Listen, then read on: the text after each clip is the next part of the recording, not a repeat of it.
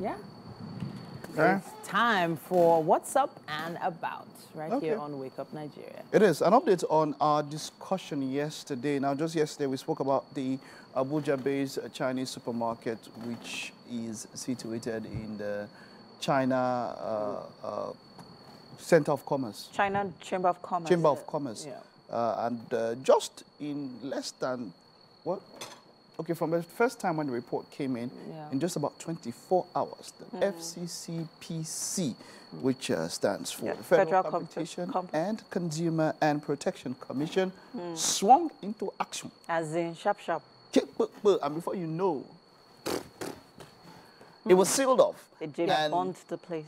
Yes, and you know, some things started coming out, some other videos of, you know, I was expecting if we were in Abuja, one or two of us might probably have gone there. A number of Nigerians besieged the place before that happened, just to confirm. And what happened was that they said prior to January, Nigerians were allowed in there. Prior to January. So this is quite a recent development. And according to the manager of the Chamber of Commerce or the facility, he said that it is accessible to Nigerians within the complex. I mean, people who work there, people who have access to there, but not to other people outside. You know? And it's just, for me, I'm coining this the impact of social media. Like, social media is a blank canvas. So it's a tool. Like, What's that one? What's that one? It's a tool. What is what? So, Rema. And you go and drink coffee. But I actually don't know if it was only social media, though. I think the first point of call was the person who spoke out. Where did he speak out through? No. Did you use in speaking out? I hear you, but the thing is, he could have recorded that video and kept it to himself, but he posted on social media. Yeah, that's what I was saying. That's what, Is the impact of social and what social media as a tool for social change. And you see, I talk about things. I will talk about how. Another Rema. Wow. Amen. I beg you, pass this thing. I will talk about how, social media, how much of a toxic environment and toxic place it is. For me, it is a blank slate. It's just like a mirror. It's what you put into it that comes out. And it can be, as in this case, used for good. We've seen it at different points in time, right?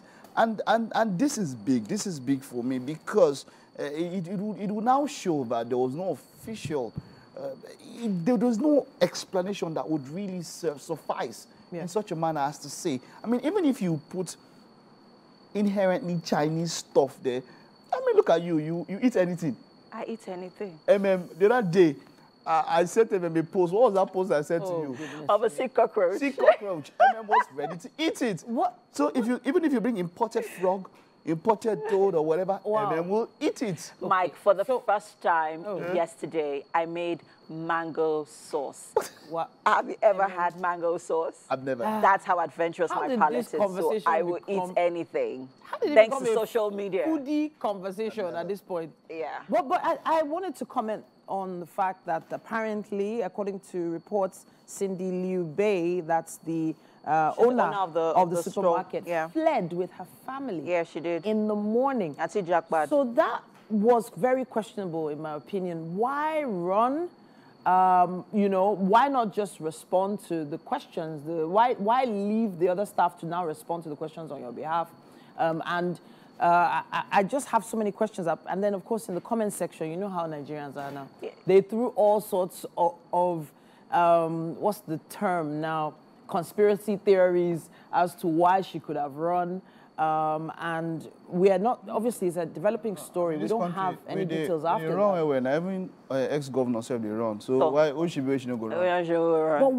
But why? So the irony of it all is the fact that there are actually Nigerians working there in the store, in the supermarket. Yeah, if you had employed only Chinese, it would maybe would have even been a little more discreet. But then again, you cannot operate such a facility and prevent you know, the citizens of in another country and prevent its citizens from having access to it. Do you understand? For whatever reason. Still going back to the impact of social media here. You know, Mike, that's why I said spot on. I mean, we're grateful for, yes, social media has its advantages and it has its disadvantages. It has its pros and it has its cons. We've seen social media being used as a tool for social change. Over the weekend, there was a particular lady who posted a video of a man who was having a seizure on social media, calling for help. Okay. Unfortunately, they were trying to get help. They were stopping road users, other road users. Nobody stopped because, of course, you know, everyone was afraid. They didn't want a situation whereby the man dies, in their care.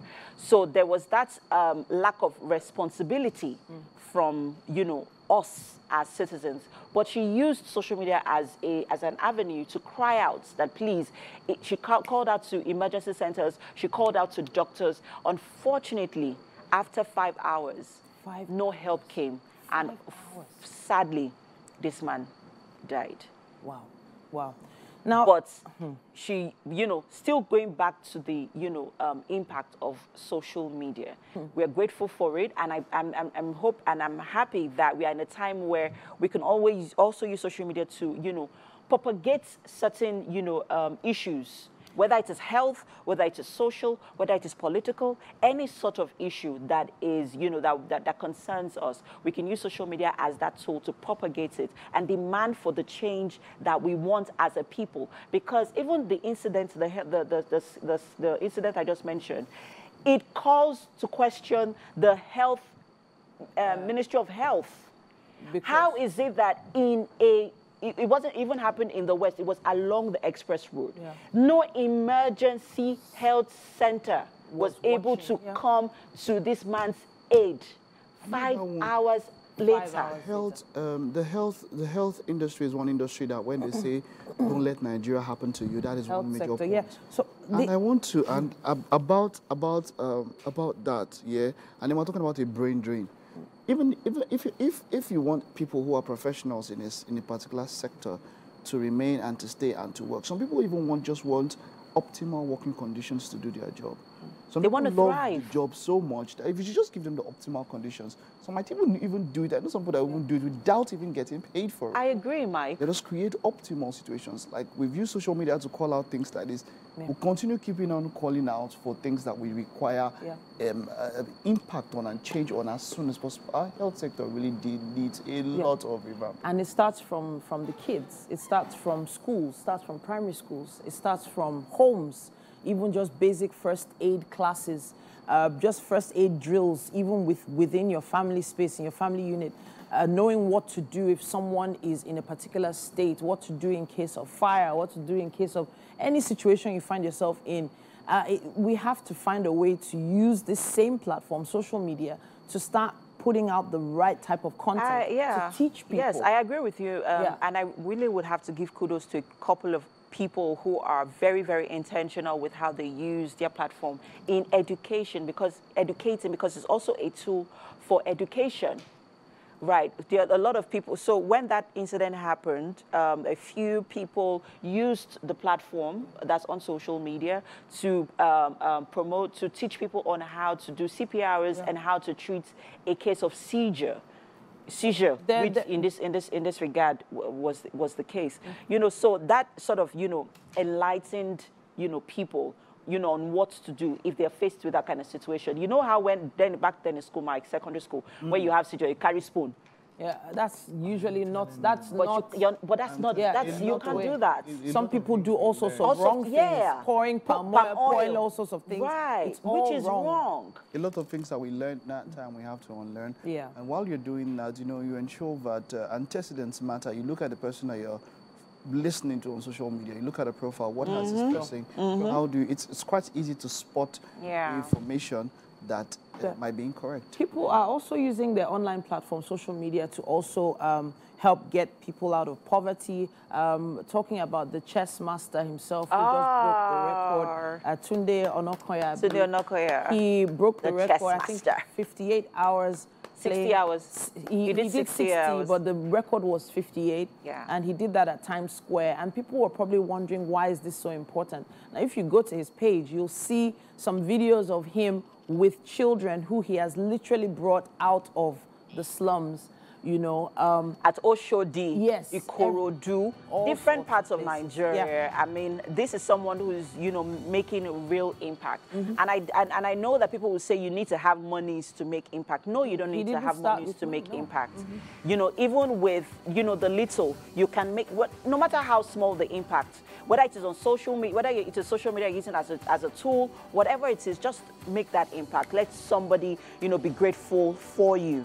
Yes, indeed. Now, we would love to hear your thoughts. We talked about quite a few things today, but your thoughts, of course, are very welcome. Use our hashtag #WakeUpNigeria on TVC. Tag us, WakeUpNigeria TVCE, with your comments. Let's take a quick break, everyone. We'll be back.